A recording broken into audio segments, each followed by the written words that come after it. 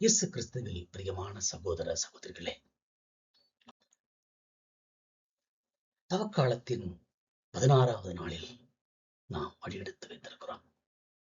நமது மனமாற்ற பயணத்தில் இன்று நமது நம்பிக்கை யாருடைய அதிகாரத்தின் மீது வைக்கப்படுகிறது என்பதையும், அந்த நம்பிக்கை நமது சமூக செயலில் எவ்வாறு பிரதிபலிக்கிறது என்பதையும் குறித்து ஆழமாக தியானிப்போம். தவக்காலத்தின் நோக்கமான ஆண்டவரை மட்டும் நம்புதல் மற்றும் அதன் தன்மையான மரணத்திற்கு பின்னும் தொடரும் நீதியின்மை ஆகியவற்றை மிக தீவிரமாக இந்த இறைவார்த்தை பேசுகிறது. இன்றைய தவக்காலத்தின் நோக்கம் மனித பலத்தை விட்டு ஆண்டவரை நம்பணும். சாபத்திலிருந்து ஆசீர்வாதத்திற்கு திரும்ப வேண்டும். இவைதான் எரேமியா மூலமாக ஆண்டவர் தரும் செய்தி நமது தவக்காலத்தின் அடிப்படை நோக்கத்தை மிக தெளிவாக கூறுகிறது. மானிடரை நம்பி சதையையே தம் வலிமையாக கொண்டு ஆண்டவரை விட்டு விலகிச் செல்பவர் சபிக்கப்படுவர். அவர் பாலை நிலத்தில் உள்ள ஒற்றை மரம் போல இருப்பார்.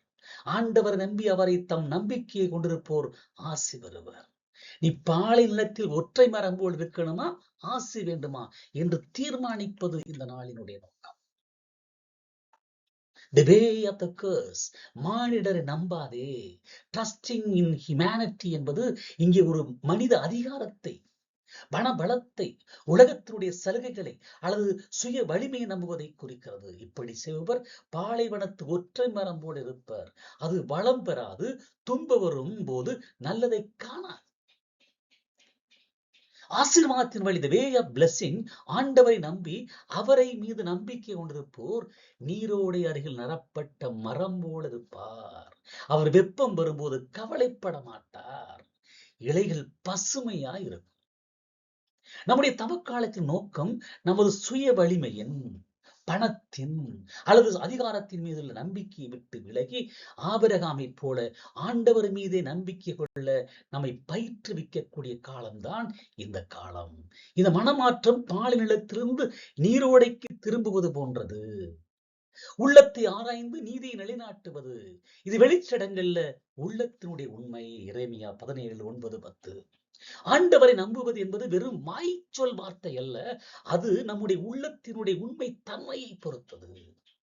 மானிடரின் உள்ளம் எல்லாவற்றையும் விட வஞ்சகமானது. அதை குணப்படுத்த முடியாது. அதை அறிய யாராலும் இயலும்.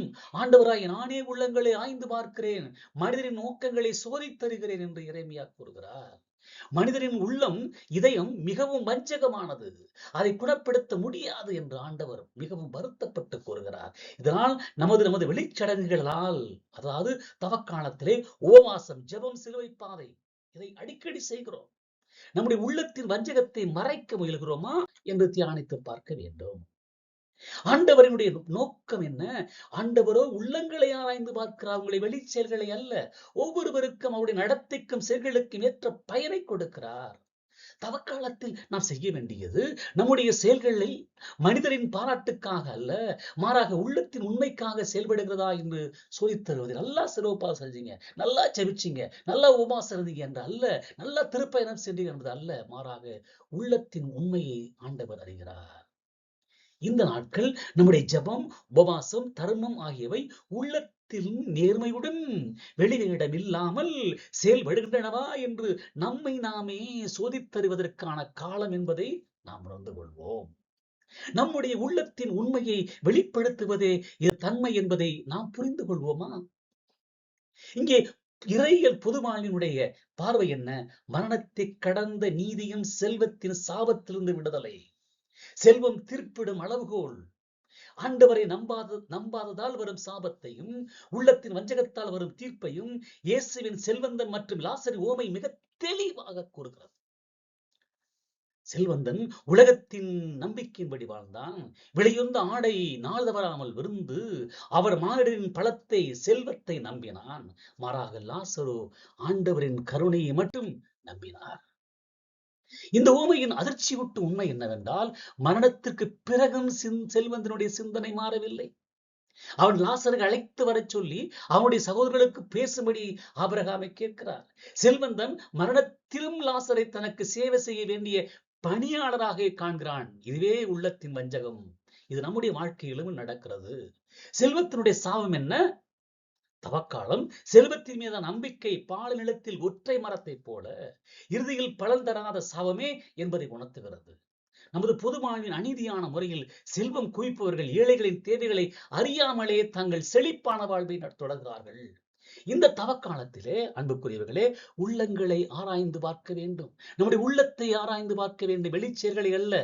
நமது ஜெபம், உபவாசம் ஆகியவை நம்மை செல்வத்தின் வஞ்சகத்திலிருந்து விடுவித்து அருகில் இருக்கும் லாசரை கண்டு அவர்களுக்கு பணிவிடை செய்ய தூண்ட வேண்டும். ஏனெனில் மோசே, இறைவாக்கனர்கள், அதாவது இறைவார்த்தை, இவர்களெல்லாம் இருக்கிறார்கள். அவர்களுக்கு செவி கொடுக்காதவர்கள் இறந்தோரிலிருந்து ஒருவர் திரும்பி வந்தாலும் நம்ப மாட்டார்கள் என்று ஆண்டவர் கூறுவதை நாம் உறுதிப்படுத்திக் கொள்ள வேண்டும். எனவே இந்த தவக்காலத்தின் 16வது நாளிலே ஆண்டவரையே அடைக்கலமாக கொள்வோமா? எரேமியா கூறுவது போல உலக பலத்தை விட்டு விலகி ஆண்டவர் மீது நம்பிக்கை கொள்வோமா? ஆண்டவரை ஆய்வது போல ஆண்டவர் நம்மை ஆய்வது போல நமது உள்ளத்தின் வஞ்சகத்தை களைந்து நேர்மையோடு தவ முயற்சிகளை மேற்கொள்வோம். லாசரை போல நாம் ஆண்டவரை நம்பும் போது அது நமது அருகில் இருக்கும் ஏழைகளுக்கு சேவை செய்யும் செயலாக வெளிப்படுத்தப்படும். நம்முடைய வாழ்வு நீரோடை அருகில் நடப்பட்ட மரம் போல முடிவில்லாத பலனை கொடுக்க ஆண்டவருடைய வார்த்தையை கேட்போம், நம்புவோம், அகமகிழ்ந்திருப்போம்.